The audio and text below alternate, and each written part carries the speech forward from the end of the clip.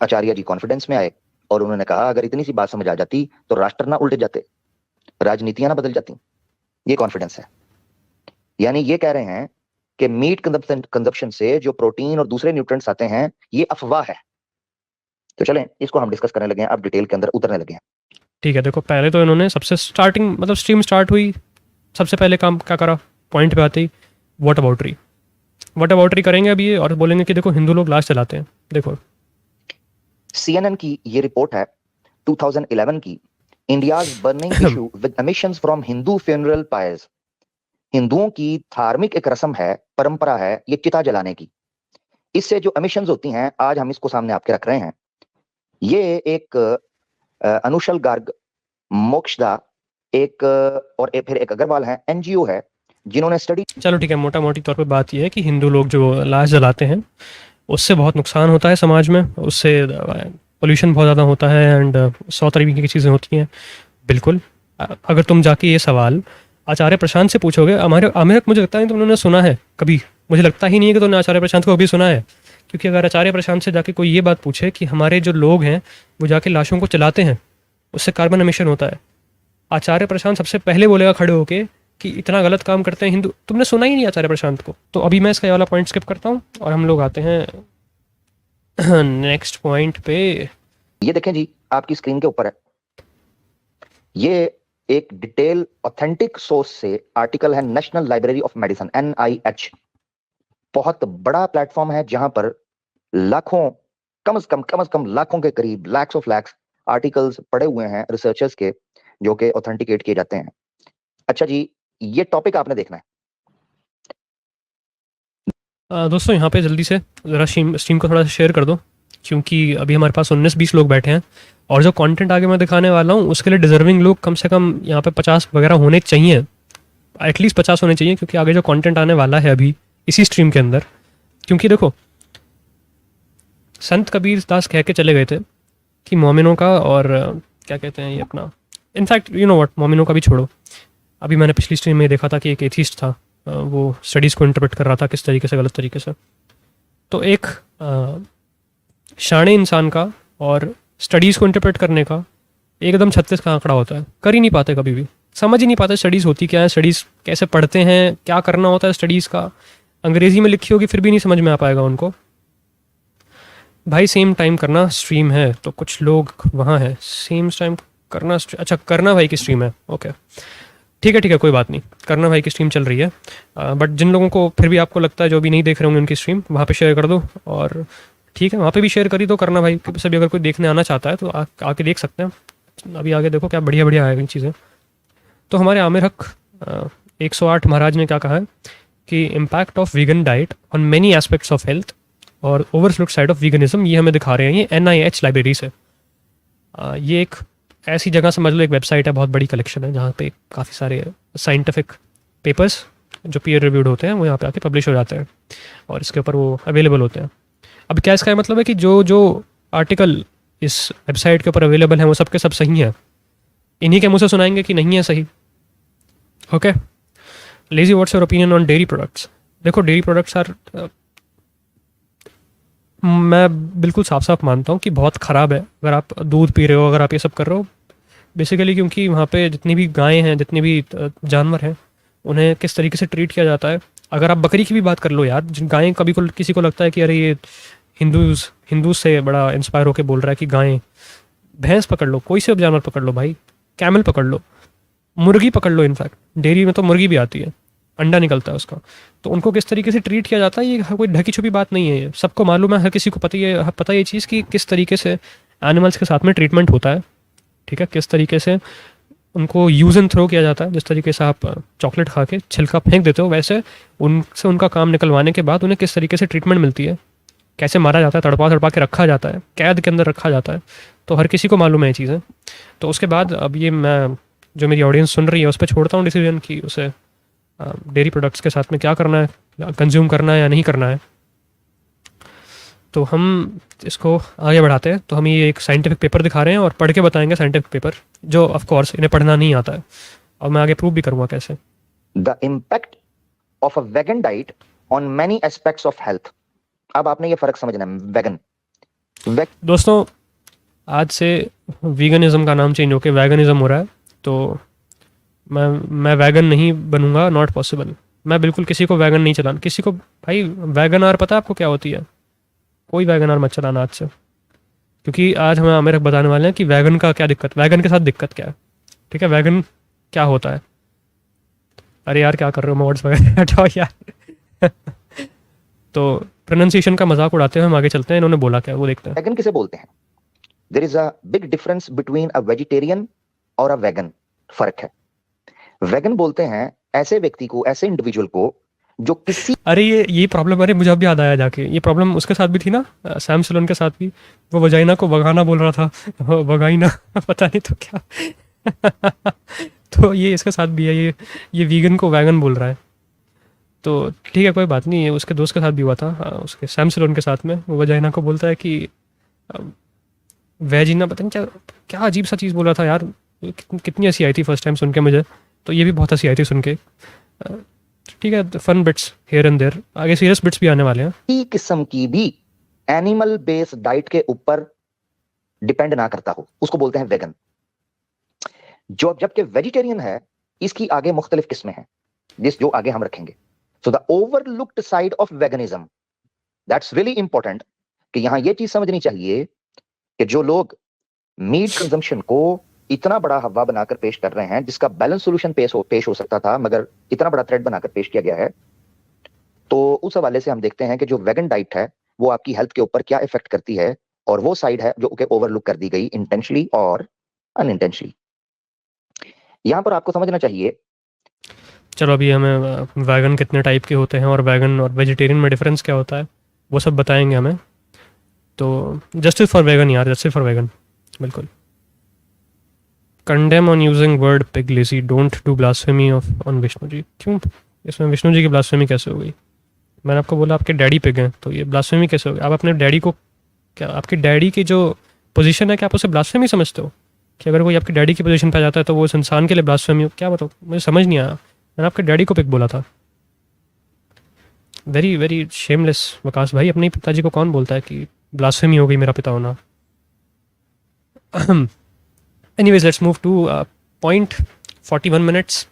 41 minutes पे इनका पहला पॉइंट आता है, वहां से पढ़ते हैं हम लोग क्या क्या कह रहे हैं। उसको खत्म करते हैं। तो ये एक लॉन्ग प्रोसेस है जिसमें नौजवान, बच्चा हो, औरत हो, बूढ़ा हो, वो लंबी उम्र में आगे जाके चले। आपके सामने प्रोटीन सबसे पहले। Vegans consume fewer essential amino acids than non vegans. याद रखना चाहिए, ये अमाइनो एसिड्स जो हैं ये बेसिक इंग्रेडिएंट हैं बिगिनिंग ऑफ द लाइफ का, ओरिजिन ऑफ लाइफ का on this planet, amino acids. तो जो वेगन्स हैं, मैं आपको बता चुका हूं, जो किसी किस्म का भी एनिमल बेस्ड डाइट नहीं लेते हैं, वो amino acids, essential amino acids बहुत कम कंज्यूम करते हैं देन नॉन वेगन्स। अब कोई क्या, देखो हमारे जो श्री श्री आमिरक 108 हैं, आचार्य आमिरक, क्योंकि वो आचार्य प्रशांत को आज शास्त्रार्थ कर रहे हैं उनके साथ, बेसिकली एक तरीके का डिबेट कर रहे हैं या फिर काउंटर कर रहे हैं उन्हें। तो उन्होंने पॉइंट बोला कि जो वैगन्स होते हैं वो जो वैगन्स होते हैं वो नॉन वैगन्स से कम एसेंशियल अमीनो एसिड्स कंज्यूम करते हैं अपनी डाइट के अंदर। ठीक है, वेरी गुड पॉइंट। तो क्या वैगन्स के पास में वैगन अल्टरनेटिव्स हैं कि वो एसेंशियल अमीनो एसिड्स को कंज्यूम कर सकें? Is that an option? कोई ऐसा पॉसिबिलिटी है? देखो अब वेरी सिंपल, वेरी लॉजिकल सी चीज़ है। अगर एक इंसान मीट खा रहा है तो उसके पास में ज़्यादा प्रोटीन होगा, उसकी बॉडी के अंदर ज़्यादा प्रोटीन होगा। अब हमें बात क्या करनी चाहिए? हमें बात करनी चाहिए कि एक बॉडी के लिए यूज़फुल प्रोटीन कितना होता है, कितना प्रोटीन उसे चाहिए होता है। अगर आप में से कोई एक आदमी है, उसका वेट 80 किलोग्राम है, तो उसको एक दिन के अंदर अप्रॉक्सीमेटली कुछ, अगर वो वेट लिफ्टिंग नहीं कर रहा है, आई एम अज्यूमिंग दैट कि वो वेट लिफ्टिंग नहीं कर रहा है वो इंसान, तो उस इंसान को कितना प्रोटीन चाहिए एक दिन के अंदर? उस इंसान को चाहिए 80 किलोग्राम के इंसान को चाहिए लगभग 60 से 70 ग्राम प्रोटीन। ठीक है, 60 से 70 ग्राम प्रोटीन कैसे होगा पूरा? एक रोटी आप खाते हो, सब लोग खाते हैं यहाँ पे एक रोटी, तो सुबह उठ के 3-4 रोटी खा जाते होगे, तो एक रोटी के अंदर आपके पास में अवेलेबल होता है 4 ग्राम प्रोटीन। अगर आप एक टाइम में 3 रोटी खाते हो, 12 ग्राम प्रोटीन ही हो गया, और दिन में 3 बार खाना खाते होगे, 12 × 3 36 ग्राम प्रोटीन आपका यहीं से आ गया, सिर्फ और सिर्फ रोटी से। एक रोटी के अंदर कितना होता है, 4 ग्राम प्रोटीन होता है। एक स्टैंडर्ड रोटी की बात कर रहा हूँ मैं, जो कि अच्छे आटे से बनी होगी। मल्टीग्रेन से बनाओगे तो 5-6 ग्राम तक भी पहुँच सकता है प्रोटीन का वैल्यू एक रोटी के अंदर। और उस पर घी लगा दोगे तो फैट्स बढ़ सकते हैं, बट उतना कुछ फ़र्क नहीं पड़ेगा उसमें प्रोटीन कंटेंट पे। तो एक 80 किलो के इंसान को जो 60 ग्राम प्रोटीन चाहिए, जो 70 ग्राम प्रोटीन चाहिए, उसका आधे से ज़्यादा कंप्लीट कैसे हो जाएगा? उसका आधे से ज़्यादा कंप्लीट हो जाएगा सिर्फ और सिर्फ रोटी से, सिर्फ और सिर्फ रोटी से। उसके अलावा वो अगर चाहे तो अपने दिन के अंदर क्या क्या कंज्यूम कर सकता है, दालें कंज्यूम कर सकता है, टोफू। अब मैं वीगन्स की साइड से, मैं पर्सनली एक एथिकल वीगन अपने आप को मानता हूँ, यानी कि मैं जानता हूँ इस बात को कि veganism is the right path फ़िलहाल के लिए। डेयरी मैं अभी कंज्यूम करता हूँ अनफॉर्चुनेटली, उसका रीज़न ये है कि प्रैक्टिकल नहीं है मेरे लिए डेयरी के बिना सर्वाइव करना। डेयरी अभी हमारे प्रोटीन वैल्यू के लिए एसेंशियल है, डेयरी हमें यूज़ करना पड़ेगा कुछ टाइम के लिए। इस पर भी आएंगे आगे कि प्रॉब्लम्स क्या क्या हैं इसमें, मैं उस पर भी बात करूँगा। पर फिलहाल के लिए समझ लीजिए कि मैं डेयरी यानी कि दूध, मक्खन, मलाई, ये सब आप खाओ एटलीस्ट फॉर नाउ। मैं ये सजेस्ट करूँगा सबको अपने, अगर आपको एक हेल्दी डाइट मेंटेन करनी है और साथ में आप वेजिटेरियन फूड खाओ। आपको मांस की ज़रा भी ज़रूरत नहीं है, बिल्कुल भी ज़रूरत नहीं है किसी भी इंसान को on this planet earth, unless वो बहुत ही ज़्यादा स्पेसिफिक कोई मेडिकल कंडीशन है। वहाँ पे हो सकता है कोई दवाई बनी हो नॉन वेजिटेरियन फूड से, एनिमल प्रोडक्ट से, तो वो खा सकते हैं आप, कोई बात नहीं। अब हम आते हैं इस पे बात पे। प्रोटीन की जो गोल्स होते हैं पूरा करना इतना मुश्किल नहीं है डेली लाइफ में जितना समझाया जाता है। आपको बस थोड़ा सा ध्यान देना है और हो जाएगा। रैशनल इनसाइट बोलते हैं कि veganism is a corrupted form of eastern vegetarian diet. ठीक है, इस पर हम बाद में बात करेंगे कि क्या करप्टेड फॉर्म है, क्या करप्टेड फॉर्म नहीं है। बट पहले पॉइंट पे आते हैं कि ऑब्वियसली अगर कोई चिकन खा रहा है उसका प्रोटीन ज़्यादा होगा उसकी बॉडी में, लेकिन do we really need that? हमें क्या चाहिए ही चाहिए वो? We have proper tablets of vitamin B12 and calcium and for protein there is no proper research that suggest protein intake is less in vegans. नहीं, protein intake तो less होगा ही होगा, वो तो 100% है मून डेटी। लेकिन क्या हमें उतनी की ज़रूरत भी है? मगर एक 80 किलोग्राम का एक इंसान अगर 100 ग्राम प्रोटीन खा रहा है तो क्या उसको ज़रूरत है? अनलेस वो वेट लिफ्टिंग कर रहा है, अनलेस वो बॉडी बिल्डिंग करना चाहता है प्रोफेशनली, तब तो उसको ज़रूरत होगी, वरना उसे ज़रूरत ही नहीं है। नाउ इनके नेक्स्ट पॉइंट पे आते हैं कि प्लांट प्रोटीन बहुत लेस डाइजेस्टेबल होते हैं और वगैरह वगैरह, और क्या कहते हैं एनिमल प्रोटीन कंप्लीट होते हैं। ये सब बहुत ही बेसिक लेवल चीज़ें हैं। क्यों? क्योंकि आपके जो आज की डेट में जितने भी अमीनो एसिड कंप्लीट प्रोफाइल के साथ अवेलेबल आपको प्रोटीन्स मिल जाएंगे मार्केट के अंदर। वीगन, वो भी वेजिटेरियन की बात भी नहीं कर रहा हूँ मैं वीगन की बात कर रहा हूँ। वीगन प्रोटीन में आपको 2 प्रोटीन्स के मिक्सचर, 2 चीज़ों के मिक्सचर, यानी कि सोए प्लस जो आपकी मटर होता है ना, मटर सबको मालूम है, हरे रंग का मटर होता है जो पीस बोलते हैं जैसे, इन दोनों के मिक्सचर से आपको मार्केट में मिलेगा एक कंप्लीट अमीनो एसिड प्रोफाइल वाला प्रोटीन, और इतना कुछ महंगा भी नहीं है। अच्छा लेजी में जा रहा हूँ, चल गाड़ मार अपनी भाई यहाँ से। तो ये सब आपको अवेलेबल मिल जाएगा, कोई दिक्कत की बात ही नहीं है यहाँ पे। अब ये जो आर्टिकल लिखा है हम इसको खोल लेते हैं डायरेक्टली, ताकि हमें इधर उधर इसकी स्क्रीन से ना देखना पड़े।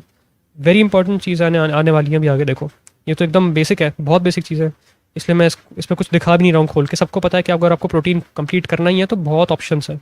सोया आपके पास ऑप्शंस है, नट्स आपके पास ऑप्शंस है, बहुत कुछ ऑप्शंस है आपके पास में। हम इसकी स्टडी को खोल लेते हैं साइड पे।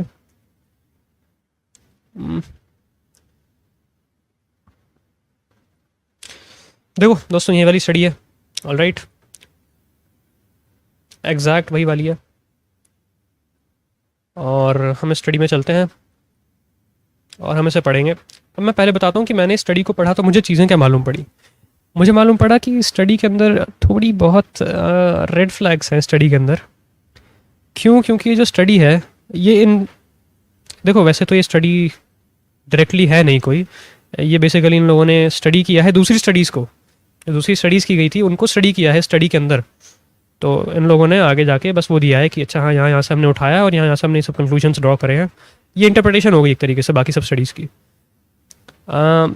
तो इसमें मुझे रेड फ्लैग्स क्या क्या लगे मैं आपको बताता जाऊँगा साथ साथ में, बट अभी के लिए समझ लीजिए कि इसका थोड़ा सा रेड साइड में है जो इस पर लाइट पड़नी चाहिए। हमारे पास आता है कि प्रोटीन की कमी, विटामिन B12 की कमी हो जाती है वीगन्स के अंदर, मिनरल्स एंड माइक्रोन्यूट्रिएंट्स की कमी हो जाती है, विटामिन D की कमी हो जाती है, क्या पता नहीं क्या मेंटल हेल्थ ख़राब हो जाती है वगैरह वगैरह। इसके लिए मैं आपको पहले लेके चलूँगा हमारे श्री आमिर हक के पास में, जिनकी वाणी हमारे वकास खान कभी भी ज़ाया नहीं होने देते। हमेशा मानते हैं कि आमिर हक जो बोलता है सत्य बोलता है, तो हम आमिर हक के मुंह से कुछ सुनाते हैं आपको जो हमें आगे जाके हेल्पफुल होगा। 59 मिनट्स 50 सेकेंड्स।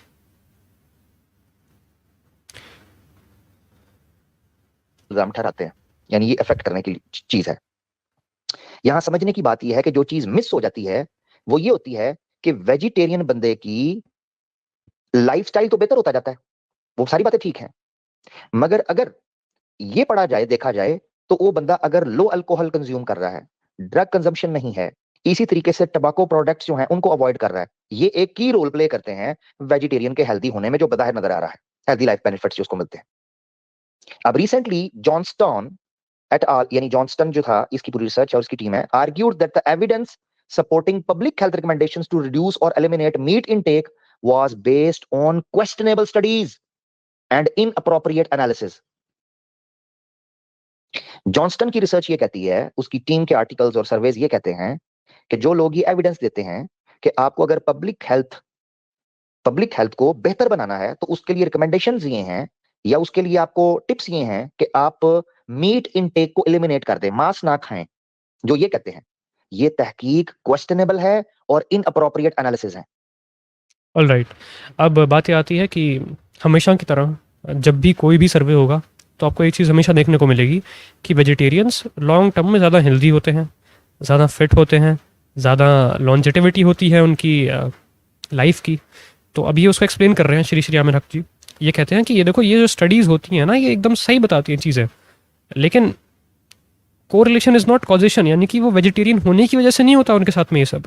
वो वेजिटेरियन होते हैं ठीक है, लेकिन वेजिटेरियन होने का मतलब है कि वो अपनी ज़िंदगी में स्ट्रिक्ट रहते हैं, वो इसलिए वो दारू भी नहीं पीते हैं, वो शराब भी नहीं कंज्यूम करते हैं, वो टबाको भी नहीं लेते हैं वेजिटेरियन लोग। इसलिए ऐसा होता है कि और रीजंस होते हैं उनके लाइफ लॉन्जेटिविटी के, रीज़न वेजिटेरियनिज्म नहीं होता है वहाँ पर।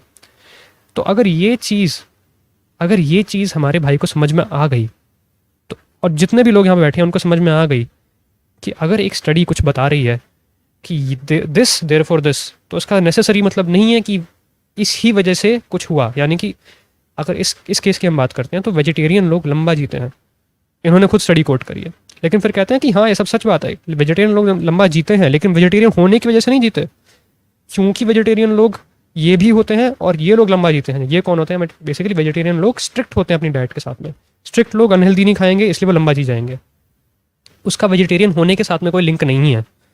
ये बहुत इंपॉर्टेंट चीज़ है। इसका मैं आपको एक और एग्जांपल देता हूँ कि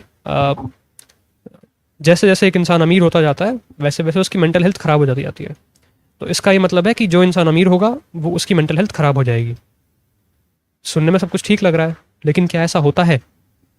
वेल, जैसे कोई इंसान अमीर होता है तो वो डायरेक्टली अमीर पैसे आने से कोई मेंटल हेल्थ किसी की ख़राब नहीं होती है, लेकिन जैसे कोई इंसान अमीर होगा उसके पास स्ट्रेस बढ़ेगा उस पैसे को मैनेज करने का, उसके पास में रिसोर्सेज ज़्यादा है पहले से ज़्यादा, अब उसको चीज़ें भी ज़्यादा हैं उसके पास वरी करने के लिए। अब उसको ये भी, उसके पास एक्सेस भी है एक ऐसे साइकोलॉजिस्ट का जो कि उसको बता सकता है, डायग्नोज कर सकता है कि तुम्हें डिप्रेशन है, मेंटल हेल्थ इश्यूज़ है, अदर दैन वो गरीब इंसान जिसके ज़िंदगी में और बहुत बड़ी बड़ी चीज़ें चल रही हैं और उस क्या पता उसको हो भी मेंटल हेल्थ इशू, लेकिन वो जा नहीं रहा है चेकअप कराने अपना, लोगों को पता ही नहीं है कि उसको है भी है या नहीं है, एंड इवन उस उसको है वो ही डजंट केयर। तो ये सब चीज़ें होती हैं जब आप इंटरप्रेट करते हो एक स्टडी को, जो कि इसके बस की बात ही नहीं है, जो अब अपने इसके हित में ये जो चीज़ आई है तो इसने इंटरप्रेट कर लिया इस तरीके से, वरना नहीं करता है। अब हम आपको लेके चलते हैं बाकी चीज़ों पे। ये बहुत याद रखने वाली चीज़ है, बहुत ज़्यादा याद रखने वाली चीज़ है कि जस्ट बिकॉज एक स्टडी ने बोल दिया कि ऐसा है, वैसा नहीं हो सकता, ज़रूरी नहीं है कि वैसा है। अगर एक स्टडी बोलती है कुछ तो वो एक कोरिलेशन हो सकता है, ज़रूरी नहीं है कि एक कॉजेशन भी हो। ऑलराइट, अगर कोई चीज़ एक डायरेक्टली आपको स्टडी रिप्रेजेंट कर रही है कि इसकी वजह से ये हो रहा है, तो ज़रूरी नहीं है कि वैसा ही है, एक कोरिलेशन हो सकता है कॉजेशन की बजाय।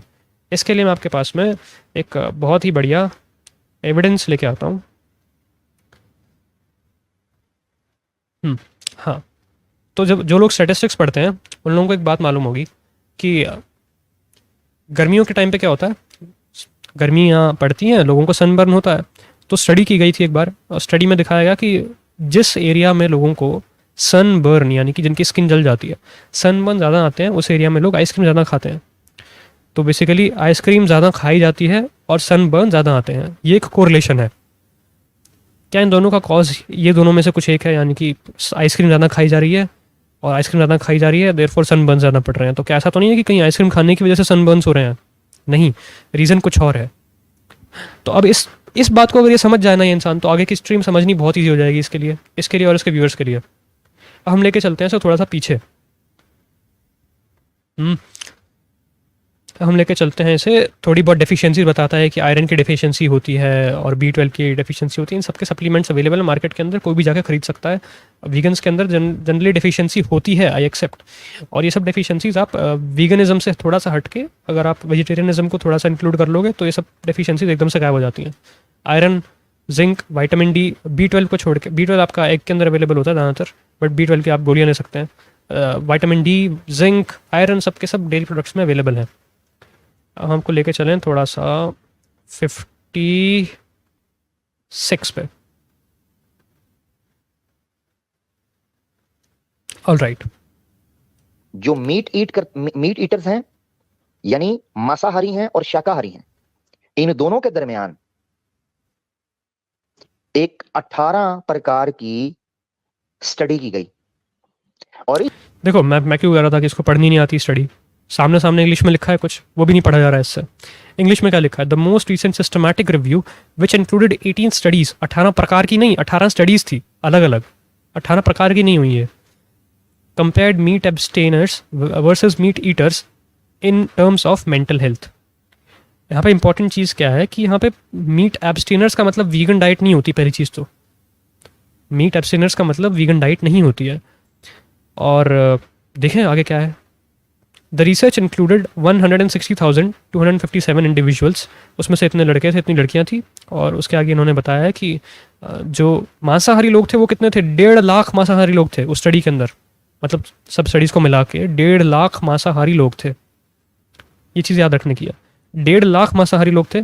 बदले में मीट ईटर्स के बदले में वो कितने थे जो लोग नहीं खा रहे थे मीट? 8,000। ठीक है, 8,000 लोग थे जो मीट नहीं खा रहे थे। इस स्टडी के अंदर 1,60,257 इंडिविजुअल्स शामिल थे, 1,60,257, जिनमें से महिलाएं थीं 85,843 और पुरुष थे 73,232। और ये पूरी दुनिया में से चुने गए थे, मुख्तलिफ जगहों से। इनमें 1,49,559 थे जो मांस खाते थे और 8,584 ऐसे थे जो मांस नहीं खाते थे। इनकी उम्रें थीं 11 से लेके 96 बरस तक। आपको जानकर हैरानगी होगी, 18 में से 11 स्टडीज ऐसी सामने आई जिनमें वेजिटेरियंस की साइकोलॉजिकल हेल्थ मीट ईटर से ज्यादा बदतर थी। यानी जो मांसाहार थे वो 18 में से 11 स्टडीज के अंदर साइकोलॉजिकली हेल्दी थे, फिट थे, स्टेबल थे उन लोगों से जिन्होंने मांस कंज्यूम नहीं किया हुआ था साइकोलॉजिकली। चलो अब हम आते हैं इंटरप्रिटेशन के ऊपर इसके। जैसे कि उन्होंने बोला था कि क्योंकि वेजिटेरियंस मांस खाते हैं, मांस नहीं खाते हैं, और ये रीज़न नहीं है उनका लंबे जीने का रीज़न कुछ और है। तो वैसे ही मैं भी यहाँ पे ये प्रूव करूँगा कि इन दोनों का कुछ लिंक है ही नहीं आपस में। देखो पहली बात तो उन्होंने इतनी तारीफ़ें करी थी NIH की, ठीक है, नेशनल लाइब्रेरी ऑफ मेडिसिन। मैं इसको शेयर करता हूँ, ये देखो, ये एक दूसरी स्टडी है, इसी वेबसाइट के ऊपर अवेलेबल है। हम इसे पढ़ेंगे क्या है। ये स्टडी की गई थी, बेसिकली इसका हेडिंग है कि meat consumption and positive mental health. इसमें मीट कंजप्शन का क्या फ़ायदा है, क्या नुकसान है, वो पढ़ते हैं हम लोग। देखो, objective of scoping review was to examine breadth of existing literature on relation between meat consumption और meat abstention and positive psychological functions. अब यहाँ पे हम आगे पढ़ेंगे। फॉर प्राइमरी रीज़न ये क्या है, यहाँ पे इन्होंने बताया कि कितने कितने लोग हैं, और 13 स्टडीज़ थी इसके अंदर। 13 स्टडीज़ को इन्होंने इंक्लूड करा था, और उसमें लगभग 90,000 लोग थे। उसमें से 70,000 या फिर 78,000 जो लोग थे वो मीट कंज्यूम कर रहे थे, और 10,000 लोग मीट कंज्यूम नहीं कर रहे थे। और यहाँ पे मल्टीपल जियोग्राफिक रीजन्स को इन्होंने इंक्लूड किया था। Okay, the primary outcomes were life satisfaction, positive mental health वगैरह वगैरह। The secondary outcome were meaning in life वगैरह वगैरह वगैरह वगैरह। अब हम देखते हैं कि आया क्या था, कि कौन सी पार्टी का मेंटल हेल्थ बढ़ गया था, कम हो गया था, किसका ज़्यादा हो गया था, हुआ क्या बेसिकली। ठीक है, ओके। 8 of 13 स्टडीज़ डेमोन्स्ट्रेटेड, यानी कि 13 में से 8 स्टडीज़ ऐसी थी जिन्होंने इस बात को साबित किया no differences between the groups on positive psychological functioning, यानी कि पॉजिटिव यानी कि कोई भी बेटर नहीं हुई कोई भी साइड, ठीक है, दोनों साइड्स एक जैसी ही रहीं आफ्टर क्या कहते हैं मीट कंजम्पशन, और मीट जब वो नहीं खा रहे हैं, basically vegetarian non vegetarian. 3 study showed mix results, 3 studies ऐसी थी जो दिखा रही थी कि हाँ कभी कभार हो रहा है कभी कभार नहीं हो रहा है, and 2 studies showed that compare to meat abstainers meat consumers had greater self esteem, positive mental health and meaning in life. और उसमें से कितनी थी ऐसी 2 स्टडीज थी जो कहती हैं कि मीट ईटर्स बेटर हैं मेंटल हेल्थ के मामले में। अब स्टडीज़ को जब आपको एनालाइज करना होता है ना, तो एक बड़ी इंपॉर्टेंट चीज़ होती है कोरिलेशन वर्सेस कॉजेशन। अब हम आपके पास आते हैं, देखो ये स्टडीज जहाँ जहाँ पे हुई हैं बेसिकली वो हैं फर्स्ट वर्ल्ड कंट्रीज़। वीगनिज्म एक ऐसा कॉन्सेप्ट है जो कि वेस्ट के अंदर भी लिबरल्स जनरली फॉलो करते हैं, ठीक है, आपको कंजर्वेटिव्स नहीं दिखेंगे वीगनिज्म फॉलो करते हुए। और वीगनिज्म के साथ बात क्या है कि veganism comes with many other things, यानी कि जैसे अंग्रेज़ लड़कियां जो होती हैं, लड़की girls are more prone to be vegan than boys, क्योंकि वो वोक होती हैं। And you will also tend to see one more thing कि जो वोक लोग होते हैं उनमें सुसाइड रेट्स, उनमें डिप्रेशन रेट्स, उनमें मेंटल हेल्थ इशूज थोड़े ज़्यादा होते हैं कंपैरेटिवली। तो इससे कंक्लूसिव एविडेंस हमें ये नहीं मिलता कि क्योंकि वो वीगन थे देयरफॉर उनकी मेंटल हेल्थ ख़राब है। हमारे पास ऐसी भी स्टडीज़ हैं इसी वेबसाइट के ऊपर अवेलेबल इस ही स्ट्रेंथ की जो ये क्लेम करती हैं कि इनका कुछ रिलेशन नहीं है। जैसे कि एक स्टडी मैंने सामने खोली हुई है अपने, ये आपको मिल जाएगी, इसका स्टडी का नाम आप देख लो, आप सर्च करोगे आपको मिल जाएगा, meat consumption and positive health mental health, a scoping review, इस नाम से आपको मिल जाएगी। अब हम चलते हैं वापस से इसके पॉइंट्स को धीरे धीरे करके करते हैं आगे डिबंक। ओके, अब देखो मैं क्यों कर रहा था कि मुझे ये वाली जो स्टडी इसने खोली हुई है अपने पेपर, ये जो पेपर खोला है इसने, ये मुझे चेप काफ़ी रेड फ्लैग वाली वाइब दे रहा है। क्यों बताऊँ, हम चलते हैं 58 मिनट पे थोड़ा सा आगे और हम सुनते हैं कि बोला क्या जा रहा है। Mental health problems among vegans, मानसिक रोग हैं वो बड़ी, और चूंकि इस स्टडी के अंदर औरतें भी थीं, उसके रिजल्ट में ये रेड कलर का हाईलाइटेड पढ़ सकते हैं आप, women notably appear to be adversely impacted by mental disorders such as stress. औरतों को भी बड़ी तादाद में वेगन होने की वजह से स्ट्रेस में देखा गया। ठीक है जी, अब आगे बढ़ते हैं। Vegetarian and vegan women are more prone than males to have disordered eating attitudes and practices। याद रखें वेजिटेरियन का एक बड़ा मसला या वेगन्स का बड़ा मसला है कि इनमें महिलाएं और पुरुष अच्छे अंदाज में खा नहीं पाते।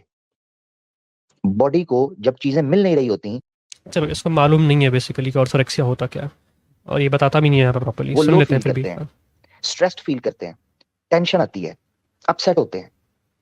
अब आ जाते हैं मोर्टालिटी के।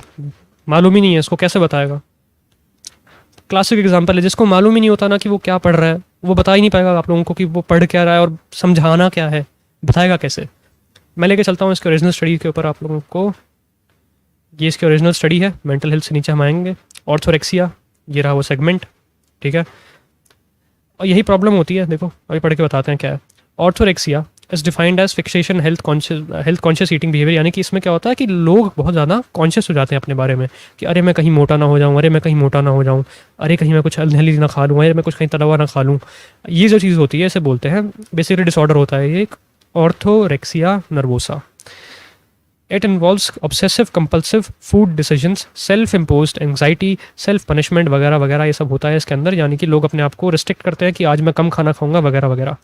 और हैरानी की बात पता है क्या है, यहाँ पे एक लाइन आती है, vegetarian and vegan women are more prone than males to have disordered eating attitudes and practices.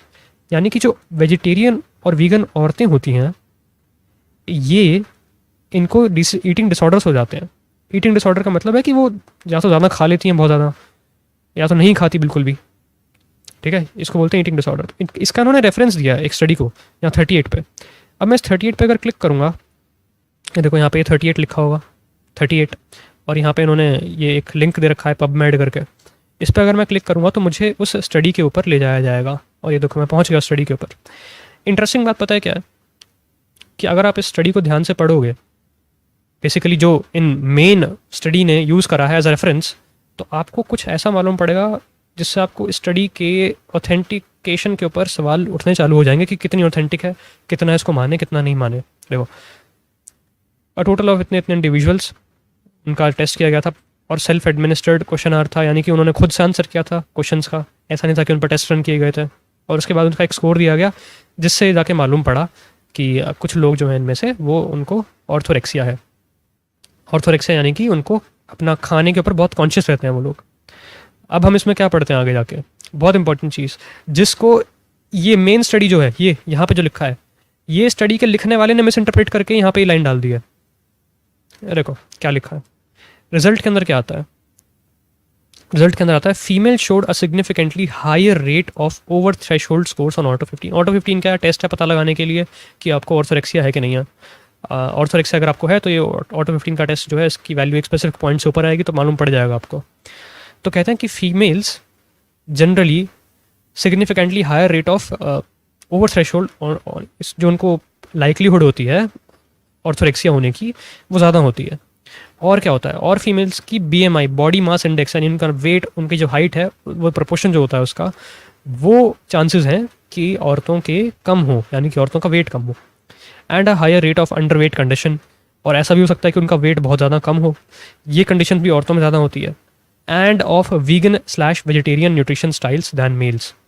यहाँ पे लिखा पता क्या गया है, और मुझे इतनी हंसी आई है पढ़ के, मुझे मालूम पड़ गया कि ये बिल्कुल मिस इंटरप्रिटेशन है इस स्टडी का। 38 पे जो स्टडी इन्होंने पॉइंट आउट की गई है, इसका बिल्कुल मिस इंटरप्रिटेशन करके इन लोगों ने लिख दिया गलत तरीके से। मेन स्टडी में क्या लिखा है जिसका रेफरेंस यूज़ किया जा रहा है, रेफरेंस यूज़ किया जा रहा है कि औरतें ज़्यादा लाइकली होती हैं वीगन होने के मर्दों से ज़्यादा औरतें वीगन बन जाती हैं, ये लिखा हुआ है यहाँ पे। और स्टडी के अंदर क्या लिखा है, स्टडी के अंदर लिखा है कि vegetarian and vegan women are more prone than males to have disorder eating. ये कैसे इन्होंने ये कैसे करा यहाँ पे कि जो औरतें वीगन और वेजिटेरियन होती हैं उनको ईटिंग डिसऑर्डर हो जाते हैं ज़्यादा। और लिंक इन्होंने दिया 38, और 38 क्या कहता है, 38 कहता है ये बेसिकली, अगर आप इसमें पढ़ोगे ना तो ये स्टडी वीगनिज्म के बारे में थी ही नहीं, ये एक नॉर्मल यूनिवर्सिटी के ऊपर इन्होंने स्टडी की थी, जिससे मालूम पड़ा था कि लड़कियाँ जनरली ज़्यादा वीगन होती हैं, वेजिटेरियन होती हैं, ये मालूम पड़ा। और ये जो प्रॉबेबली कोई, मुझे नहीं पता कौन होगा इसका लिखने वाला इस वाली स्टडी का, इस स्टडी में जो लिखा गया है ये टोटली मिस इंटरप्रिटेशन है 38 वाले आर्टिकल का, जो उन्होंने यहाँ पे कर दिया। इससे आपको समझ में आ जाना चाहिए कि ये जिस मेन स्टडी का रेफरेंस ले रहा है उस मेन स्टडी में इतनी प्रॉब्लम्स हैं, वो मेन स्टडी ही इतनी, क्या बोलें इसको, ये मेन स्टडी में झोल है, क्योंकि मेन स्टडी जिन रेफरेंसेस का इस्तेमाल कर रही है, या तो उन रेफरेंसेस में झोल मिलेगा, आगे जाके दिखाता हूँ आपको, या तो उन रेफरेंसेस में झोल मिलेगा, या तो उन रेफरेंसेस में जो लिखा हुआ है वो स्टडी में नहीं लिखा होगा। ठीक है, तो ये भी हमने देख लिया। आगे देखते हैं ये क्या बोल रहे हैं, जिनको इनको ऑब्वियसली कुछ नहीं पता मेरे को कि क्या बात हो रही है यहाँ पे, बस ये पढ़ लिया उन्होंने, गूगल पर सर्च करा होगा, पहली बारी जो लिंक आया होगा वो निकाल के हाईलाइट करते गए और देखो आगे देखते हैं। The larger body of evidence indicates that the health benefits associated with vegetarianism may be due to other lifestyle. अब यहाँ उस धोखे को एक्सपोज किया जा रहा है। अक्सर आपने देखा होगा कि जो वेजिटेरियन होते हैं वो हेल्थ के एतबार से बड़ी लंबी जिंदगी जीते हैं, उनको बीमारियां कम लगती हैं, ये एक मिस इन्फॉर्मेशन लोगों में फैलाई जा रही होती है। अकॉर्डिंग टू स्टडी ये कहा जा रहा है कि वहां पर बायस स्टडी पेश की जाती है, क्योंकि बड़ी तादाद के अंदर लोग क्लाइमेट चेंज के हवाले से इस चीज को मुर्दे इल्जाम। आई थिंक ये वाली चीज़ हमने पहले दिखा दी थी, मैंने स्टार्टिंग में दिखा दी थी बल्कि, मोर्टालिटी वाली, क्योंकि मोर्टालिटी से ये साबित होता है कि कैसे स्टडीज़ को मिस इंटरप्रेट किया जाता है, और वही चीज़ इन्होंने भी की है, जो ये स्टडी बना रहे हैं और ये जो पढ़ रहे हैं स्टडी को, ये दोनों ही वो काम कर रहे हैं यहाँ पे बैठ के। तो मैं नेक्स्ट पॉइंट पे स्किप कर देता हूँ इसको। नेक्स्ट पॉइंट हमारा आता है 1 घंटे पे, 1 घंटा 2 मिनट, और घंटे से ज़्यादा है, घंटा इनको स्टडी पढ़नी नहीं आती है बाय द वे। अब ये देखो कितनी मैं दिखाता हूँ ना क्यों नहीं पढ़नी आती है। देखो एक सुनो, अभी ऐसे लाइफस्टाइल को प्रेजेंट करने की कोशिश करें कि जनाब सब अच्छा है, ऑल इज वेल। नो, अब आगे बढ़ते हैं। अब वो कहते हैं इन कंट्रास्ट, एक स्टडी पेश की गई जिस स्टडी के अंदर बताया गया कि जो स्टडी पेश की गई, वेजिटेरियंस हैं वो खाते हैं, वो जनाब बड़े हेल्दी, ये चीजें रहती हैं, बड़े स्टेबल हैं, फलाने, ये स्टडी पेश की गई। मगर अब वो यहाँ पर इस स्टडी का कंट्रास्ट पेश करने लगे। मैं तेजी से लेकर चल रहा हूँ, इस स्टडी का कंट्रास्ट पेश करने लगे हैं। देखो ठीक है, स्टडी का कंट्रास्ट पेश करने, इसको इंग्लिश पढ़नी नहीं आती पहली चीज़ तो। In contrast to above study का मतलब ये होता है कि स्टडी का कंट्रास्ट पेश करने लगे हैं। अल्लाह बचाए भाई ऐसे लोगों से, जिनकी अपोजिशन, मेरी अपोजिशन ऐसे लोग हैं जिनको अंग्रेजी में जो साफ सिंपल चीज़ लिखी है वो पढ़ के बतानी नहीं आती क्या लिखा है। मैं आपको लेकर चलता हूँ ओरिजिनल स्टडी पे, सेम वाली जो इसकी है, कि मोर्टालिटी वाला सेक्शन रहा यार एक तो ये, होल्ड ऑन, मोर्टेलिटी, ये वाला सेक्शन है effects on children and adolescents, यानी कि जो छोटे छोटे बच्चे होते हैं और उनके ऊपर, और जो बड़े मतलब ये जवानी आ रही होती है जिन बच्चों को, छोटे छोटे से मतलब ऐसे 13-14 साल के लड़के जो होते हैं, उनके ऊपर क्या फ़र्क होता है, क्या फ़र्क पड़ता है एक वैगन डाइट का, सॉरी मैं वीगन बोलने वाला था, वैगन डाइट का। तो वैगन डाइट का क्या फ़र्क पड़ता है वो देखते हैं। देखो ये हम पढ़े हैं इसको पहले, balance diet is critical for children वगैरह वगैरह, डिमांडिंग, ये सब बहुत ज़रूरी होता है कि एक बढ़िया डाइट होनी चाहिए। उसके बाद एक स्टडी का एग्जांपल देते हैं कि a recent study examined the anthropometry, dietary intakes and nutritional status of 149 vegetarians, 115 vegans and 137 omnivore children and adolescents using cross-sectional design. जब मैंने ये पढ़ा था ना तो मुझे अचानक से कुछ तो हिट हुआ, मेरे को लगा ये बहुत इंपॉर्टेंट चीज़ है कि ये मिस कैसे हो गई। एक स्टडी कंडक्ट की गई है, ठीक है अभी बहुत फनी चीज़ होने वाली है, जितने लोग बैठे हैं फटाफट से लोगों को इनवाइट करो, इतनी फनी चीज़ होने वाली है ना अभी, इतनी फनी चीज़ कि जिस किसी के पास आंखें दिमाग है वो इतना हंसेगा इसको देखना। अभी एक क्रॉस सेक्शनल डिज़ाइन पे स्टडी पेश की गई और इसी की नेक्स्ट लाइन में लिखा, ये पढ़ा नहीं इसने बाय द वे ये सब, कि क्रॉस सेक्शनल डिज़ाइन में स्टडी को कनेक्ट किया गया था। क्रॉस सेक्शनल क्या होता है मैं बताता हूँ, बिल्कुल इसको याद रखना, बट कि क्रॉस सेक्शनल के अंदर ये स्टडी पेश की गई थी। और इससे क्या साबित होता है कि the studies cross sectional design, यानी कि क्योंकि स्टडी क्रॉस सेक्शनल थी एंड लैक ऑफ रिप्रेजेंटिविटी, और उसमें डाइवर्सिटी नहीं थी, रिप्रेजेंटेशन नहीं थी properly, should be considered while when interpreting the findings, यानी कि क्योंकि स्टडी में ये सब कमियां थी कि एक पहली कमी की तरह गिनाया जा रहा है कि क्रॉस सेक्शनल है वो। अब इसका मतलब क्या बनता है ना मैं बताता हूँ उनको, and lack of representativity in contrast. अब उस स्टडी को कॉन्ट्रास्ट करते हुए अंग्रेजी नम नहीं आती ना तो ये दिक्कत होती है थोड़ी सी। देखो यहाँ पे ये नहीं लिखा कि स्टडी को कॉन्ट्रास्ट करते हुए, वो बता रहे हैं in contrast to above study, यानी कि उसके कैसे मतलब उसके अपोजिट बोल लो एक तरीके से, कि उसके अपोजिट या फिर उसकी रोशनी में, उस वाली स्टडी की रोशनी में बोल सकते हैं इसको, कि ऊपर वाली स्टडी की रोशनी में सबसीक्वेंट क्रॉस सेक्शनल स्टडीज़ और ज़्यादा क्रॉस सेक्शनल स्टडीज़ की गई, जिनसे हमें ये मालूम पड़ता है, क्या मालूम पड़ता है वो मैं सुनाता हूँ आपको। देखो ये मालूम पड़ता है हमें, क्रॉस सेक्शनल स्टडीज़ याद रखना कि स्टडी क्रॉस सेक्शनल थी, उससे हमें मालूम क्या पड़ता है, ये देखें। In contrast to the above study, subsequent cross-sectional studies showed that vegetarian or vegan children had a lower bone mineral density. जो बच्चे हैं, अब ये बच्चों का इशू आ गया, ये आपने याद रखना है। बच्चों में इशू ये आता है जो लोग मीट कंज्यूम नहीं करते हैं। आर्या प्रशांत जी ये भी जरा अपने स्टूडेंट्स को बताइएगा जो कि छोटे हैं। बच्चों के अंदर मसला ये आता है वेजिटेरियंस में कि उनकी बोन मिनरल डेंसिटी लोअर होना शुरू हो जाती है, यानी बोन मजबूत होनी चाहिए, उसका साइज अच्छा होना चाहिए, ग्रोथ बढ़नी चाहिए, मगर वो मीट कंज्यूम करने की वजह से आती है, ठीक है, प्रोटीन इनटेक करने की वजह से। वेयर एज वेजिटेरियन बच्चों के अंदर वो प्रोटीन करने की वजह से बोन का कुछ, अब देखो यार, देखो हम आपको लेके चलते हैं कि इसमें हंसने वाली चीज़ कौन सी है। जो मैं कह रहा था कि थोड़ी देर रुक जाओ, हंसाता हूँ अभी आप लोगों को, हंसाते हैं बिल्कुल। स्क्रीन पे लिखा है क्रॉस सेक्शनल स्टडीज़, ठीक है, ये लिखा है कि इन कॉन्ट्रास्ट टू अब सबसीक्वेंट क्रॉस सेक्शनल स्टडीज़ थी हमारे पास में। क्रॉस सेक्शनल स्टडीज़ से साबित क्या होता है कि जो शाकाहारियों के बच्चे होते हैं उनकी हड्डियाँ कमज़ोर हो जाती हैं। आय हाय, बहुत बड़ी चीज़ है ना, हड्डियाँ कमज़ोर हो जाती हैं उनकी। Only if that were true, ऐसा मैं क्यों बोल रहा हूँ कि only if that were true, दिखाते हैं। पहले आपको समझाते हैं कि क्रॉस सेक्शनल स्टडी होती क्या है। इसके लिए मैं आपको, एक डॉक्टर है यूट्यूब पे जो ये सब स्टडीज़ वगैरह और स्टैटिस्टिक्स पढ़ाते हैं, उनके हम आपको वीडियो पे लेके चलते हैं कि क्रॉस सेक्शनल स्टडी होती क्या है।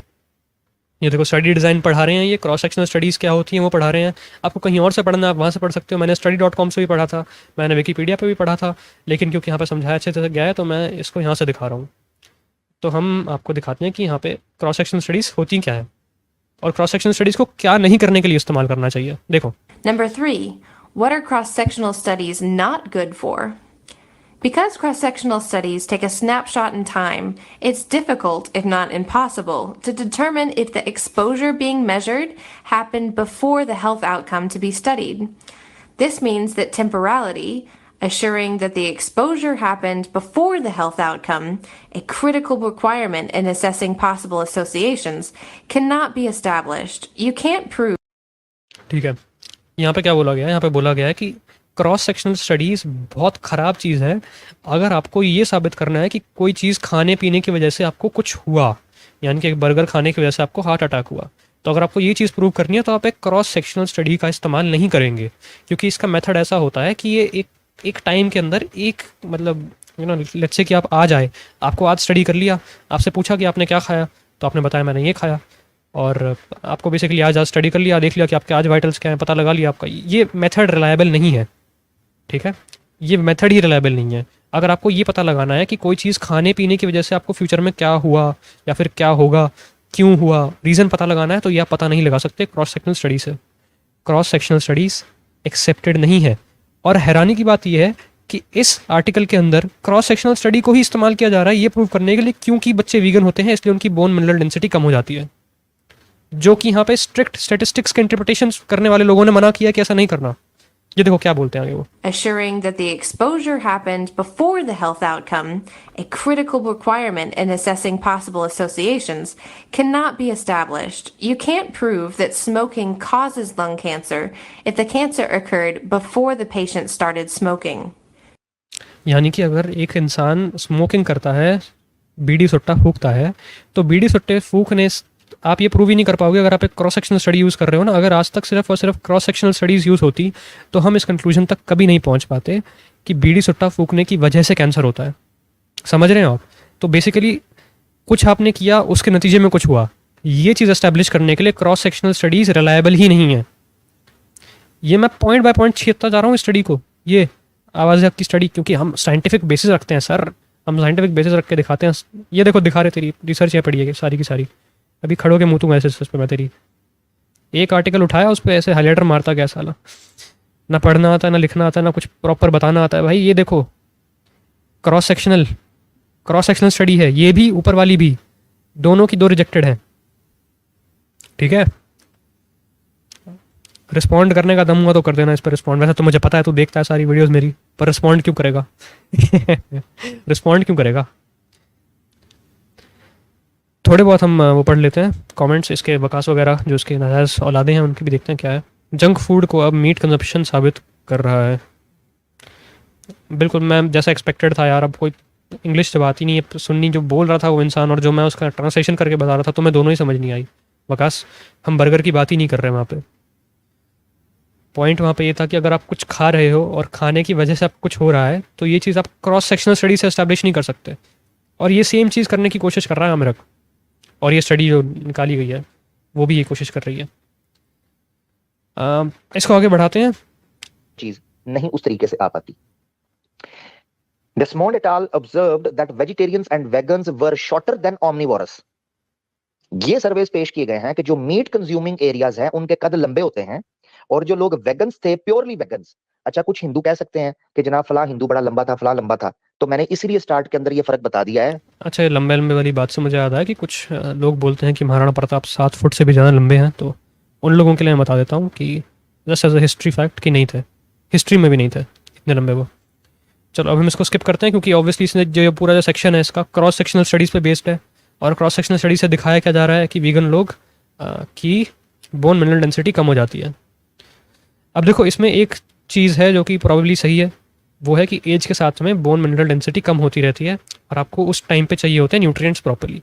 अराउंड 30 की एज में आपकी बोन मिनरल डेंसिटी जो है वो डिक्लाइन पे चली जाती है, तब आपको न्यूट्रिएंट्स लेने पड़ेंगे, न्यूट्रिशियस फूड लेना पड़ेगा। पर उसका सिर्फ एकमात्र ऑप्शन नॉन वेजिटेरियन फूड नहीं है, और भी ऑप्शन हैं आपके पास में। गुलफाम हसन कह रहे हैं कि महाराणा प्रताप जी की हाइट 7 फुट थी। नहीं, उनके ही जो वंशज हैं वो भी इस बात को नहीं मानते। मैंने अभी थोड़ी देर पहले ही रिसर्च की थी इस बात पे इनफैक्ट।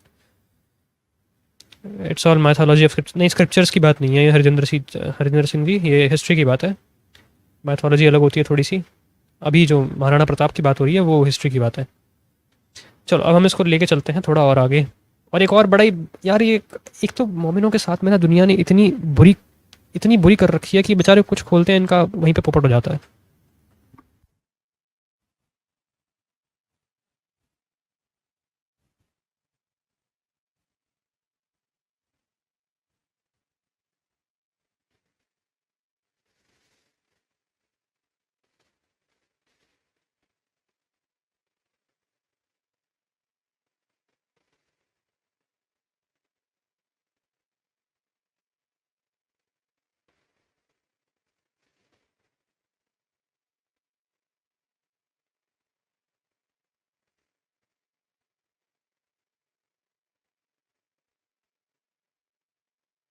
सॉरी दोस्तों, हमारा जो सैटेलाइट है वो थोड़ा सा डिस्कनेक्ट हो गया था, माताश्री आ गई थी कमरे में तो लग गई, लैग हो गई। नहीं नहीं नहीं नहीं, लैग नहीं हुई है। What do you do bro? I talk shit about other creators. हाँ, तो मैं कह रहा था मोमिनों के साथ इतना बुरा हो रखा है ना, पूरी दुनिया उनकी लेती रहती है बात बात पे, और मैं भी दिखाता हूँ कैसे ये बेचारे अपने अपने हित में कुछ खोलने की कोशिश करते हैं, उसी रेफरेंस में इनका पोपट हो जाता है। दिखाता हूँ मैं भी, ये कुछ खोलता है अभी यहाँ पे WHO को। देखो। कहा है आपके जनाब खूबसूरत एक अदारे ने, WHO ने, जिसको आचार्य प्रशांत जी बहुत कोट करते हैं। ये देखें, ये वो एज होती है जिसको मैं अभी डिस्कस कर रहा हूं, एडोलेसेंट हेल्थ, यानी वो बच्चे जो 10 से 19 साल की उम्र में होते हैं। ये WHO की रिपोर्ट है, वो इस एज की इंपॉर्टेंस को, सिग्निफिकेंस को बयान कर रहे हैं कि वो कितनी इंपॉर्टेंट है। यहां पर जो चीज बहुत इंपॉर्टेंट रोल प्ले करती है इनकी एज के लिए, उसमें डाइट बहुत इंपॉर्टेंट है। ये देखें डाइट, ये आपके सामने फिजिकल। अच्छा, बहुत इंपॉर्टेंट है। देखो अभी जो इसने चीज़ें हाईलाइट करी है, ये हाईलाइट करी है ना, बहुत इंपॉर्टेंट है पहली चीज़ तो। यानी कि मैंने क्या करा ना, मैंने इस पेज को खोला, ये देखो ये रहा पेज WHO का, वही वाला पेज है एडोलेसेंट हेल्थ, और मैं यहाँ पे जूम करता हूँ। और मैं क्यों बोलता हूँ कि इनको पढ़ना नहीं आता, कुछ पढ़ना नहीं आता इन लोगों को बस गप्पे छोड़नी आती हैं बड़ी बड़ी। ये देखो, despite being thought of as healthy stage of life, there is significant death, illness and injury in adolescent years. यानी कि जब बच्चे छोटे होते हैं तो उस उम्र में उनकी बहुत ज़्यादा मौत हो जाती है, ये बताया जा रहा है यहाँ पे। Much of this is preventable treatment during this phase adolescent establish patterns of behaviour. यानी कि इस उम्र में एडोलेसेंट, इनके हिसाब से क्या है कि इस उम्र में एडोलेसेंट्स को क्या क्या करना चाहिए ना, वो है। तो ये छोटी उम्र में 10 से 19 साल की उम्र में क्या क्या करना चाहिए उन्हें। फॉर इंस्टेंस, डाइट उन्हें अच्छी लेनी चाहिए, क्योंकि इसने इसको हाईलाइट करा और बोला कि ये करना चाहिए। तो अब डाइट अच्छी लेनी चाहिए, फिजिकल एक्टिविटी करनी चाहिए, सब्सटेंस यूज़ करना चाहिए। सब्सटेंस यूज़ पता है क्या होता है? ड्रग्स लेने चाहिए, ड्रग्स लेने चाहिए, क्योंकि हमें आमिर हक ने बोला है कि डाइट अच्छी लेनी चाहिए यहाँ पे। तो इसका ये मतलब बनता है कि फिजिकल एक्टिविटी भी होनी चाहिए, और ड्रग्स भी लेनी चाहिए, और सेक्सुअल एक्टिविटी भी करनी चाहिए। ये दिक्कत आ जाती है जब आपने मदरसे से ग्रेजुएशन करी हो, ठीक है, यही प्रॉब्लम आती है सर। ये देखो यहाँ पे इसको हाईलाइट करके बोल रहा है कि ये सब चीज़ें हमें करनी चाहिए।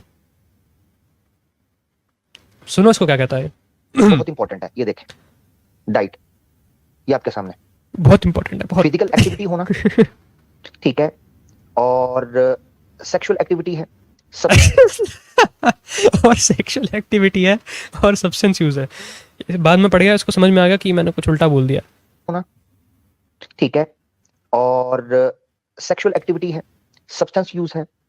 ये बिहेवियर के अंदर चेंजेस लेकर, यानी ये वो एज है 10 से लेके 19 साल की, जो ये निर्णय लेती है कि आने वाले समाज के अंदर ये व्यक्ति या पुरुष या महिला ये किस प्रकार काम करेंगे। देखो इससे एक चीज़ तो समझ में आ जाती है कि यहाँ पे जो लिखा गया है ना, वहाँ पे ये नहीं बोला गया कि डाइट अच्छी लो। वहाँ पे बताया गया कि इस उम्र में ये सब चीज़ें हैं जो डिसाइड करती हैं कि आगे जाके क्या होने वाला है एक बच्चे का। ठीक है, इस स्टडी का ये मतलब, इससे ये जो WHO ने गाइडलाइंस जारी करी हैं, इसका ये मतलब हुआ। क्योंकि सब्सटेंस यूज़ तो हम बच्चे को नहीं कराएंगे ऑब्वियसली, और सेक्सुअल एक्टिविटी भी नहीं कराएंगे। राइट। Welcome to Islam. अब मैं आपको बताता हूँ कि इसको खोलना क्या चाहिए था। ओवरव्यू के साइड में एक इम्पैक्ट नाम का पेज है, अगर ये वो खोलता और थोड़ा नीचे आता तो पढ़ने में आता कि for 10 to 14 years old, leading risk for health related risk for health are related to water, पानी, हाइजीन एंड सैनिटेशन। अच्छा, किसी को कुछ याद आ रहा है क्या इससे? क्या आपने कहीं में कुछ ऐसा पढ़ा है क्या कहीं कभी भी कि एक कुआं होता था जिसके अंदर हैज़ के कपड़े फेंके जाते थे, जिसके अंदर टट्टी होती थी और पता नहीं क्या क्या होता था, और उससे कुछ वुज़ू किया जाता था? कहीं आपने कुछ ऐसा पढ़ने में आ रहा है क्या? किसी को कुछ सुनने में आया, याद आ रहा है क्या किसी को?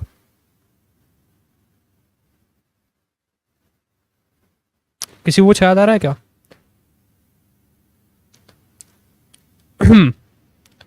जी जी बिल्कुल। तो ये नेक्स्ट पेज पे ही बिल्कुल उसने दिखाया ही नहीं बिल्कुल भी, एकदम नेक्स्ट पेज था उसका, जो अभी दिखा रहा था ना उसका नेक्स्ट पेज था ये। हाँ, जिसको नहीं पता, ऐसी एक हदीस है जहाँ पे रसूलुल्लाह ने बोला है कि ऐसी एक कुएं थी जिसके अंदर मरी हुई लाशें पड़ी होती थी, उसके अंदर पानी इतना सड़ा हुआ था, उसके अंदर लड़कियां अपने हेज़ यानी कि पीरियड्स के बाद में जो कपड़ा होता है यूज़, उसको फेंक दिया करती थी और वहाँ से आके हमें बोला गया था कि पानी पता नहीं पी लो, पता नहीं उससे वज़ू कर लो, कुछ तो ऐसा कर लो। तो आमिर हक, श्री श्री आमिर हक हमें ये नहीं बोल सकते कभी भी कि ऐसा मत करो। वो कहेंगे अरे मजबूरी है तो करना पड़ता है, क्या क्या क्या है भाई। आगे देखो। और यहाँ पे ये भी लिखा है कि अनसेफ सेक्स, यानी कि छोटी बच्चियों के साथ में जब अनसेफ सेक्स हो जाता है। और बताऊँ क्या, और ये भी लिखा है कि जब छोटी उम्र में लड़कियां होती हैं तो उनकी प्रेगनेंसी के अंदर कॉम्प्लिकेशंस हो जाती हैं।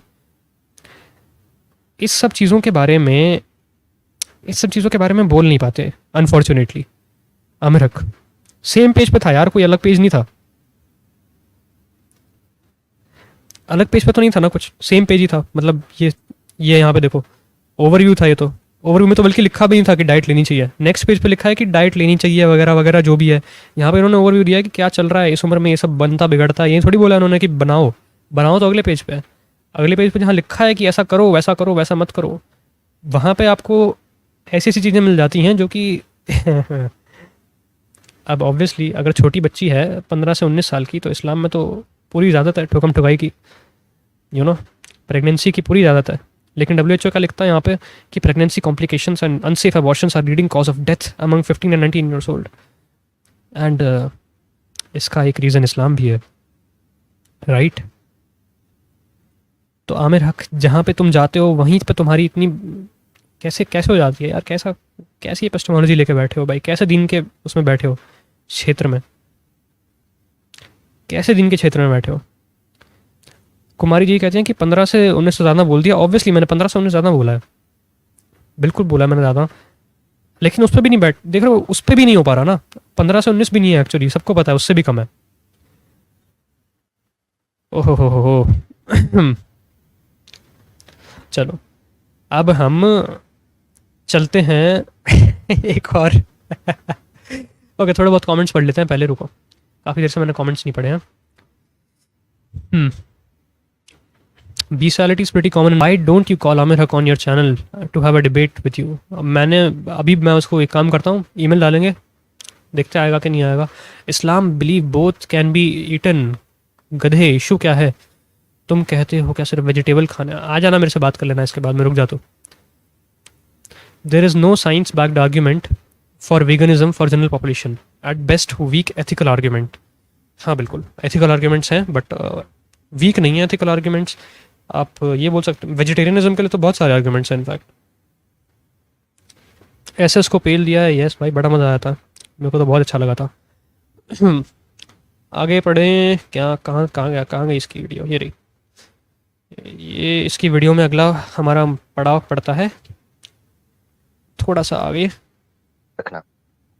ये दिखाने का मकसद ये था कि WHO ने इस एज को sufficiency which can lead to poor fatal outcomes। अगर माँ औरत को आप वेगन बना देंगे, वेजिटेरियन बनाएंगे, एनिमल बेस्ड डाइट इनटेक नहीं लेगी, तो वो चीज उसके अंदर विटामिन इनसफिशिएंसी पैदा कर देती है, जिस वजह से कई कमजोरियां उसको बच्चा पैदा करने के हवाले से हो सकती हैं। यहां पर डिस्कस किया गया है मुख्तलिफ चीजों को, रिसेंट स्टडी को, जिसमें 273 के करीब औरतें थीं, जिनमें 112 गोश्त खाने वाली, 37 जो हैं वो मछली खाने वाली, और 64 जो हैं वो अंडे और दूध खाने वाली, और 60 जो थी वो प्योर वेगन थी। उनके केसेस क्या आए हैं, क्या इश्यूज आए हैं, उनको डिस्कस किया गया। बट यहां मैं उसका क्रक्स निकालता हूं, अ रिव्यू ऑफ। देखो मैं दोबारा से वही बोलता हूँ, इस इंसान को पढ़ना नहीं आता है स्टडी को, ठीक है, बहुत बेसिक सा फैक्ट है, इसको स्टडी पढ़ना नहीं आता है। और ये चीज़ मैं आपको अभी प्रूव कर देते हैं। देखो कोई इसमें बड़ी बात नहीं है प्रूव करना कि इसको नहीं आती स्टडी पढ़नी। इसने बोला है कि मैं खोलते हैं हम उसको वापस से, जो मेन स्टडी है उसे खोलते हैं। ऐसे यहाँ पे जैसे इसने इन कॉन्ट्रास्ट कर दिया था, अब नीचे आते हैं थोड़ा सा, effects on pregnancy, optimal fetal growth वगैरह की बात हो रही है यहाँ पे, कि बच्चे की ऑप्टिमल ग्रोथ कैसे होती है। ऊपर एक 43 से पहले यहाँ पे एक स्टडी की बात होती है इस एरिया में, ठीक है, इस एरिया में एक स्टडी की बात हो रही है, वो स्टडी अलग है, और जो नीचे लाइन लिखी है ये अलग है। कहता है मैं क्रक्स निकालने लगा हूँ। क्रक्स, तेरे को ABCD नहीं पता तुझे, तू क्रक्स निकालेगा क्या भाई? जब ABCD नहीं आती क्रक्स कैसे निकालोगे तुम? ये स्टडी अलग है ऊपर की, यहाँ तक की, और ये अलग है। ये देखो ये अलग यहाँ से स्टार्ट हो रहा है, यहाँ पे पूरी, यहाँ खत्म है ऊपर वाली स्टडी, ये यहाँ पे खत्म है, इधर से नया स्टार्ट हो रहा है। क्रक्स निकालेगा तू, गवार आदमी। Review of 13 low and middle income Nations found that low docosahexaenic okay, docosahexaenic है by the way, sorry, docosahexaenic acid levels in breast milk and mothers on plant वगैरह वगैरह वगैरह। ये देखो, ये इसने दिखाया है कि औरतें जो होती हैं उनके दूध में बहुत कम हो जाता है एक एसिड जो ज़रूरी होता है। और ऊपर भी कुछ है, ऊपर बताया गया कि कैसे बच्चों का वेट थोड़ा सा कम होता है, जो वीगन माएँ होती हैं उनके बच्चों का वेट थोड़ा कम होता है। तो ये भी बड़ी एक अलार्मिंग सिचुएशन है अगर ऐसा है तो। पहली चीज़ हमें देखनी पड़ेगी कि यहाँ पे सिर्फ वीगन की बात नहीं हो रही है, यहाँ वेजिटेरियंस की बात भी हो रही है, ठीक है। और मैं अपने आप को बोलता ज़रूर हूँ कि मैं एक एथिकल वीगन हूँ, यानी कि मैं वीगन के आइडियल्स को मानता हूँ, लेकिन मैं वीगनिज्म को फॉलो नहीं कर पाता मैं, अनफॉर्चुनेटली। लेज़ी तुझे मैं पे लूँगा, ठीक है भाई, प्लीज़ आ जाइए कभी भी आ जाइए। तो अनफॉर्चुनेटली मैं फॉलो नहीं कर पाता हूँ वीगनिज्म को, रीज़न प्रैक्टिकल नहीं है बहुत, ठीक है। मैं हमेशा से बोलता हूँ कि मुझे प्रैक्टिकल नहीं लगता वीगनिज्म। मैं मानता ज़रूर हूँ कि हाँ, अगर वैसा हो पाता तो सही है यार, मतलब ऑब्वियसली हु वांट्स कि जिस गाय का मैं दूध पी रहा हूँ उस गाय को टॉर्चर करके वो दूध निकाला जाए, उसको ऑक्सीटोसिन के इंजेक्शन ठोक के वो दूध निकाला जाए और फिर मैं उसे पीऊँ। मैं तो नहीं चाहता ये होना। तो लेकिन अब मेरे पास कुछ ऑप्शन भी नहीं है और फूड रिसोर्सेज कंप्लीट करने का, तो मरता क्या ना करता, तो यही करना पड़ रहा है। बट आई टोटली एग्री कि अगर कोई रिफॉर्म, आई थिंक इसका सोल्यूशन ये होना चाहिए कि रिफॉर्म आना चाहिए डेयरी इंडस्ट्री के अंदर और एनिमल्स पे टॉर्चर को बंद करना चाहिए, रादर दैन कि आप बाय प्रोडक्ट्स ऑफ एनिमल्स को ही कंज्यूम करना बंद कर दो, क्योंकि मिल्क एक बाय प्रोडक्ट है एनिमल का। इट्स नॉट लाइक कि आप उसे काट पीट के खा रहे हो, उसको हार्म पहुंचा रहे हो वगैरह वगैरह। तो आई थिंक वो रोकने पे हमें ध्यान देना चाहिए और that is my stance. But I agree कि आज की डेट में जो वीगन्स बोल रहे हैं वो एकदम सही बोल रहे हैं कि किस तरीके से स्लॉटर हाउसेस में क्या होता है क्या नहीं होता है, सबको मालूम है यार, इतनी कोई ढकी छुपी बात नहीं रही है। अब यहाँ पे हम आते हैं कि ये एक ऐसी अजीब सी बात है ना कि इन लोगों ने क्या पॉइंट आउट करा है, बचकानी बात है। देखो, एक बच्चा पैदा हुआ, ठीक है, ये बच्चा पैदा हुआ था जो वो 420 ग्राम का बच्चा था, या फिर एवरेज ले लो आप कि 420 ग्राम के बच्चे पैदा हो रहे थे वीगन्स के। और जो लैक्टोवो वीगन है, यानी कि जो दूध वगैरह ले लेते हैं वेजिटेरियंस, लैक्टोवो वेजिटेरियंस, वो वेजिटेरियंस के जो बच्चे थे वो 482 ग्राम्स के पैदा हुए थे। ऑल राइट, और क्या था आगे, क्या है, और जो ओमनीवोर है, यानी कि जो पूरा अंडा खाते हैं, मछली खाते हैं, सब कुछ खाते हैं, उनके 495। ये इतना बड़ा प्रैक्टिकल डिफरेंस है ही नहीं, पहली बात तो वेजिटेरियंस के और क्या कहते हैं ये अपना ओमनीवोरस के बीच में कितने ग्राम का डिफरेंस है, यहाँ से 5, ये 13 ग्राम का डिफरेंस आया आपका एवरेज में। एवरेज पे 13 ग्राम भारी होते हैं मीट ईटर्स के बच्चे जब वो पैदा हुए होते हैं, एकदम स्टार्टिंग में पैदा होते ही। वैसे उस टाइम का वेट की बात हो रही है बाय द वे।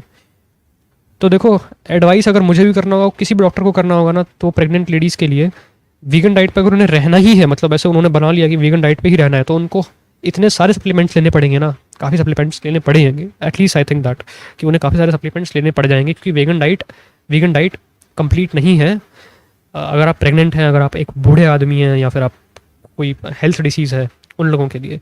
बट अगर आप एक हट्टे कट्टे नौजवान हो, आप वीगन ले लो, साथ में आपको 2-3 सप्लीमेंट्स चाहिए होंगे, सही है सब कुछ।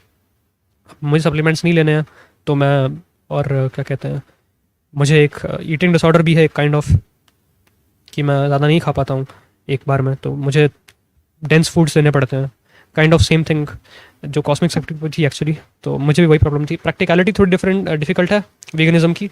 बाकी ये इसका क्रक्स निकल के आता। क्रक्स तू क्या निकालेगा? देखो, इसने एक स्टडी दिखाई है जहाँ पे बोला जा रहा है कि, अच्छा ये इसको पढ़ना, मैं बताऊँ इसको, ये पढ़ना भी नहीं आता कि वीगन, और ये जो जिसने स्टडी मेंशन करी है उसको भी नहीं आता ढंग से लिखना। A review of 13 low middle income nations found low यार क्या था ये, docosahexaenic acid levels in breast milk in mothers on plant-based diets, but greater in fish-eating population. Plant-based diets and fish-eating population, और उसका रेफरेंस क्या दिया उन्होंने? 44। बहुत इंपॉर्टेंट आगे की चीज़ ये वाली देखनी, ठीक है, बहुत इंपॉर्टेंट है देखनी। मैं इसको ओपन कर रहा हूँ यहाँ से, राइट फकिंग नाउ। इसको हम यहाँ से ओपन करेंगे, हमारा ये पेज खुल जाएगा। इस पर हम जाएंगे 44 पे, जहाँ पे हमें ये अपेरेंटली ये प्रूफ मिलना चाहिए कि किस तरीके से जो हमारा एसिड, जो क्या नाम था यार उसका, उसको उसकी शॉर्ट फॉर्म होती है, एक्चुअली वो शॉर्ट फॉर्म ज़्यादा मशहूर है उसके एक्चुअल नाम से उस एसिड के। DHA जो एसिड है, DHA वीगन या फिर वेजिटेरियन लड़कियों में या फिर औरतों में कम होता है और जो फ़िश खाती हैं उनमें ज़्यादा होता है। तो इसके लिए इन्होंने हमें ये वाला आर्टिकल दिया है। तो यहाँ पे PMC फ्री आर्टिकल या पबमेड कोई भी आप उठा सकते हो। तो मैं PMC पे क्लिक कर रहा हूँ यहाँ पे और हमारे पास एक आर्टिकल खुल के आता है। ठीक है, इस स्टडी की एक इंपॉर्टेंट बात पता है क्या है कि इस स्टडी के अंदर नंबर ऑफ पीपल हैं ही नहीं कि कितने लोगों पे ये स्टडी कंडक्ट की गई है।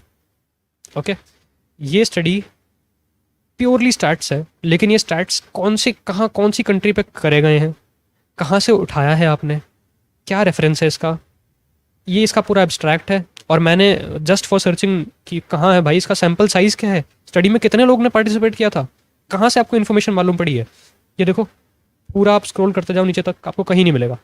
ठीक है, कहीं भी नहीं मिलेगा कि कितने लोगों ने इस स्टडी में पार्टिसिपेशन किया है, कितने लोग थे, कहाँ से आपने ये नंबर्स निकाले हैं, कुछ कहीं से कुछ नहीं मिलेगा आपको बेसिकली कि कितने लोगों ने यहाँ पे किया है पार्टिसिपेट इस स्टडी के अंदर एटलीस्ट।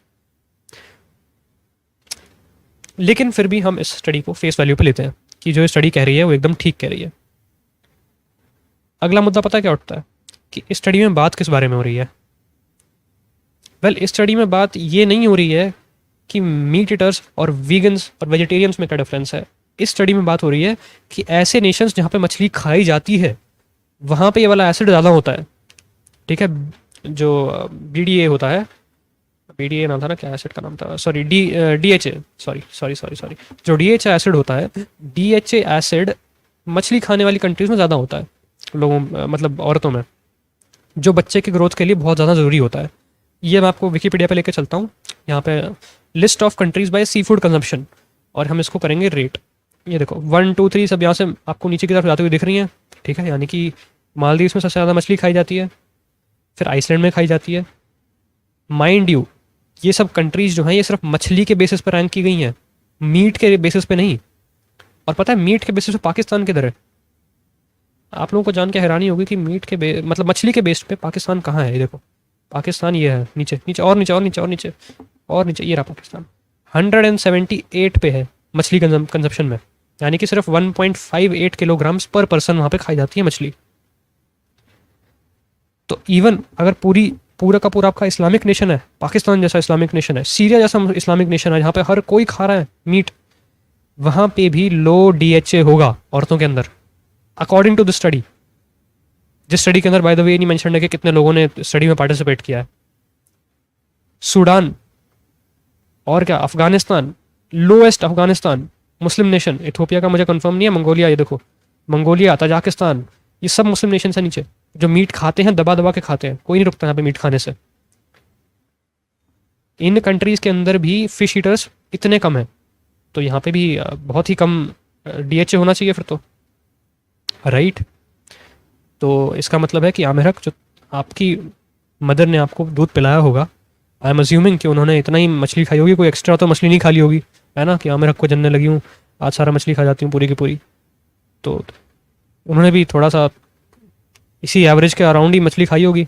तो उन्होंने मछली जो खाई थी उसमें मुझे लगता है DHA, मछली जो खाई थी या नहीं भी खाई थी, तो आपकी जो दूध था मदर का, उसमें DHA थोड़ा कम रह गया होगा, राइट, स्टडी के हिसाब से, जिस स्टडी में ये नहीं लिखा कि कितने लोगों ने पार्टिसिपेट किया। एंड बाय द वे ये स्टडी किस चीज़ के बारे में है? इन दोनों फैटी एसिड्स के बारे में है। ठीक है, ये 2 फैटी एसिड्स है, इनकी जाके गोली खरीद लो, ज़रूरत ही नहीं है मछली खाने की, राइट।